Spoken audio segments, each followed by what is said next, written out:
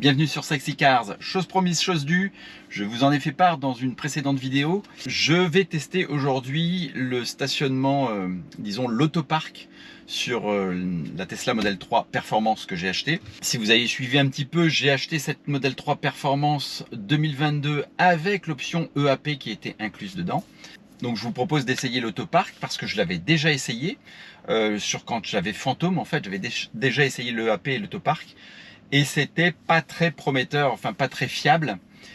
Mais donc depuis la mise à jour 2024.20.6, l'autopark et le Tesla Vision s'est nettement amélioré. Particularité de ma voiture, je dispose encore des radars de stationnement et je dispose forcément de Tesla Vision. Et donc je vous le montre ici, vous voyez que j'ai l'aide au stationnement en standard et en Tesla Vision. Donc on va faire les essais sur les deux, en standard et en Tesla Vision. Et puis on va voir s'il y a une différence. Et lequel est le mieux peut-être.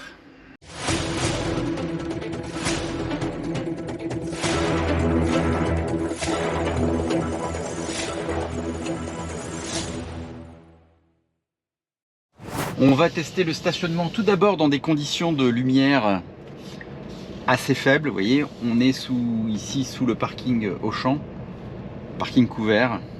Et vous voyez que malgré tout, il me détecte bien les emplacements. Donc là, je suis en mode, on va regarder.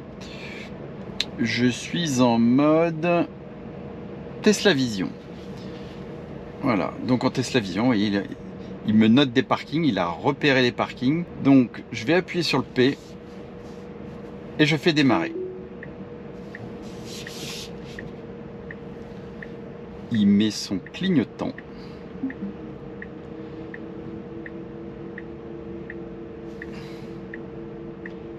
Le stationnement se fait sans problème. Alors je suis pas entre deux voitures. Vous voyez, il y a un véhicule qui venait en face. Il l'a totalement respecté. Et voilà, je suis garé. On va essayer de faire maintenant avec autopilote, avec le standard.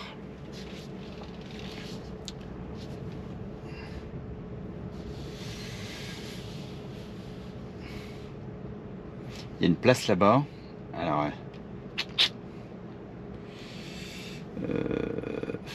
voilà, il y a une place ici. Je fais démarrer. Ah, c'est toujours pas entre deux voitures. Et donc là, on est en standard, on n'est pas en Tesla Vision. Donc il utilise normalement les capteurs de parking, de stationnement. Vous voyez, c'est quand même bien représenté, l'emplacement est quand même bien représenté. Attention, il y a un poteau. Ah ben ça fait boum. Bon ben pas standard. Ah putain. Bon, faut que je vous explique. Il a pas tapé ici, il a tapé ici dans l'aileron. Là voilà, je suis bon pour un aileron supplémentaire. On va aller chercher ça chez Green Drive. J'ai la haine. On va aller regarder ça en parking aérien. Ah ben là, il n'y a personne, absolument personne.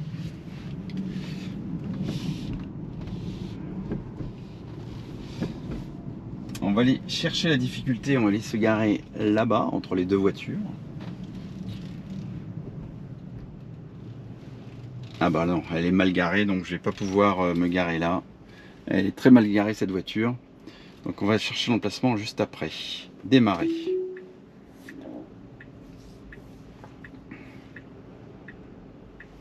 Donc là il a de la place. Il voit qu'il a de la place. Il s'en sert.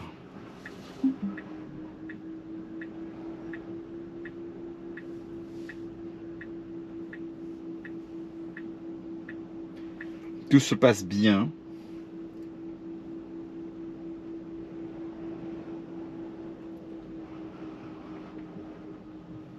Voilà, impeccable. Voilà, mon spoiler, mon aileron arrière carbone qui est cassé.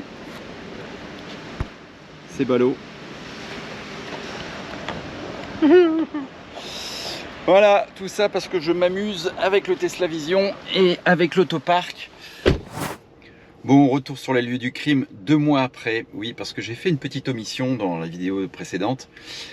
C'était certainement le coup de l'émotion. En fait, vous avez vu qu'en mode Tesla Vision, je m'étais garé correctement sur un emplacement classique, sans ce poteau qui était à l'arrière.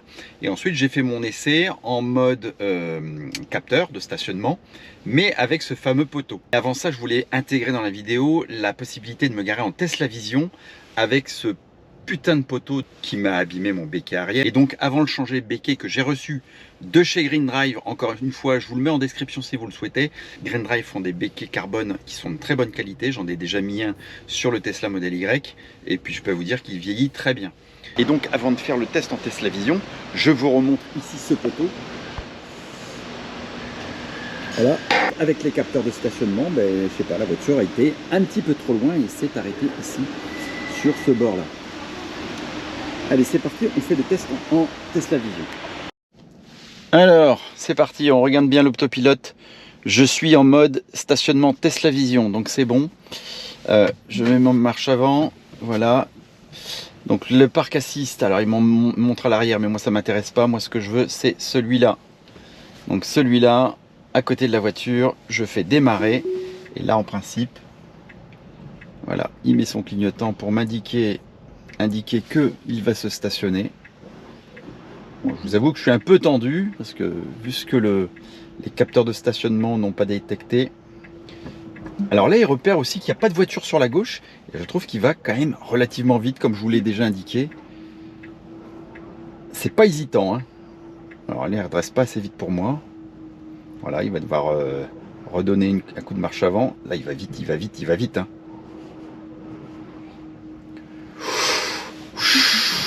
Alors, il va vite, on va regarder à combien du poteau, parce que j'ai pas appuyé sur le frein, hein. Allez, regardez. Voilà où il m'a arrêté. Et vous voyez, s'il avait reculé plus avec les capteurs, je ne comprends pas. J'avoue que je ne comprends pas que les capteurs de stationnement n'aient pas repéré, parce qu'il y en a quand même tout autour de la voiture, hein.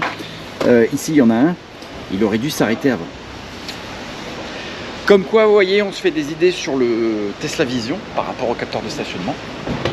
Eh ben, c'est pas toujours vrai et les choses évoluent. Pour moi, là, le Tesla Vision marque un point. Et voilà, bah, tous ceux qui râlent, qui n'ont pas de capteur de stationnement finalement. Bon, j'espère que cet incident vous servira à vous et vous empêchera de faire la connerie que j'ai fait. Je m'en veux terriblement.